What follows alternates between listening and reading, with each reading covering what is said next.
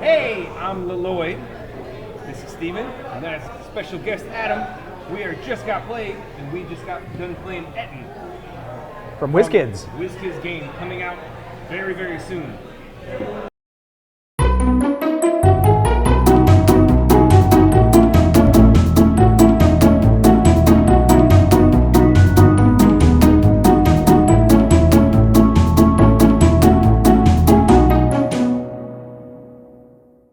Hey Steven, why don't you tell us how Ettin plays and all the fancy rules that go along with Ettin? Okay, well, I'm not going to explain everything about the game, but in general, Ettin is a card game. And as you can see here, it says 2 against the world, because you're going to be sitting next to 2 people, and one of them is going to be your teammate, and one of them is going to be another nation that you're going to be fighting against, and that's how the game goes.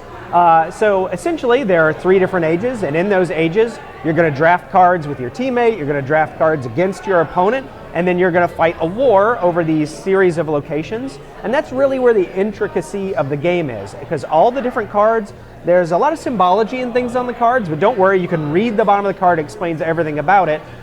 So the cards that you put out in the location tell you the different special abilities and how you can conduct that war. You'll get victory points from those wars. The loser gets a benefit, so even losing early on in the game isn't that bad. It'll give you more cards for your army for the next round, for example. It'll allow you to choose initiative. And then everybody gets more money, and you draft again. Because when you're drafting, you decide whether you want to sell a card for more money that you could use to buy the other card that you have been given the opportunity to take as well. So you build up your army that way, you build up your points that way, and at the end, you see how many points your nation got, you see how many points your allies' nation got, you add those together, and then around the table, you could be playing with an infinite number of other teams like that. You compare your score against the other teams around the table. Now the game comes with up to 8 player support, but you could buy 2 sets of the game, play with up to 16, 3 sets for 24, etc. And so that is how you play Ettin. So, I was distracted by a momentary Ettin that just came out of nowhere. Let's start with Adam. How about what was your greatest like of Ettin? What really, I think, sold you on the game? Yeah, I think what drew me in the most was the different nations and how they're themed slightly on the boards themselves with the powers, but more importantly in the decks, the different units in each nation's deck are unique to that nation. Not only specifically is each card unique, but they're also themed to have a certain overarching strategy, such as weaker units that return to fight in another war, or stronger units but they don't show up until later in the game. You have to plan around that strategy depending on which nation you're playing. I like that the variations, especially when you partner up, all the different ways you can play this game based on those individual strategies. Yeah, and I think it's interesting to note in the manual, I didn't say this before, when it lists all the nations in the manual, it says whether they're very easy, hard, difficult, etc. So I think that was a nice guide to, like, maybe if you're a first-time player, don't pick this one, which has maybe a harder strategy to kind of develop, like you were mentioning. Yeah, that's what I like the most. What do you got? What was your like? So I liked the kind of the team aspect of the game, right? So it's you've got all these people around a table playing, and we played a 16-player game at the Escape WinterCon. Little plug for Escape WinterCon there, and then we of course also played it again tonight, but just with 4. But I like that I can concentrate on what I'm doing with my ally and what I'm doing against my one opponent, and I don't have to worry about everything going on at the table because there are a lot of things going on.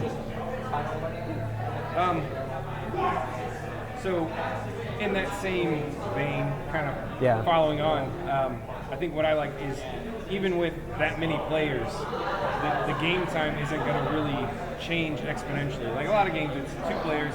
Oh, we can play this with 2. It's great, but if we have 5, Right. This doesn't suffer from that. It's 2 or 16. It's pretty much the same time frame because you're only worrying about the player to your left and the player to your right, realistically. Yeah. So I kind of like that. It's a good all-around. If you have varying player counts at your normal game nights, you can pull this one out and it's not like, oh god, this is going to be a 6-hour haul. It's pretty much the same time. So. Yeah, I mean, the box says 45 minutes. I think that's pretty accurate. If you know how to play the game, I think you can get through it in 45 minutes without an issue. Yeah, it didn't take us that long. You were explaining it to me, and yeah, I think we got through it pretty quick. Yeah, good. Just go back down to What did you like? Yeah. There's a specific part of the game that I felt was just, I would maybe house rule it. You have 9 drafting phases in the course of the game, 3 per the 3 age each. And when you peacetime draft with your ally, you do that face up.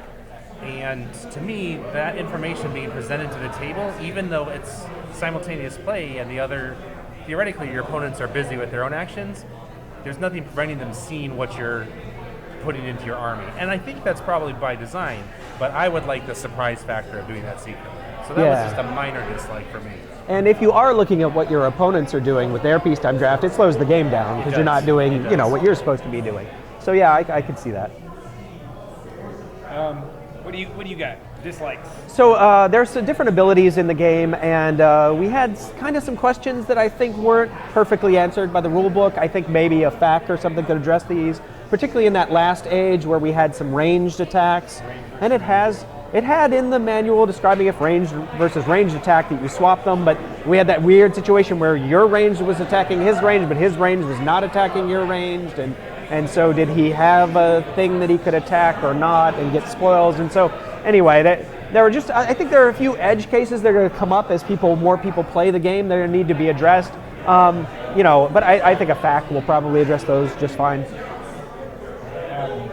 So my nitpick on the game is kind of similar to your like, which is I didn't feel a very big distinction between I didn't notice that faction was different than my faction.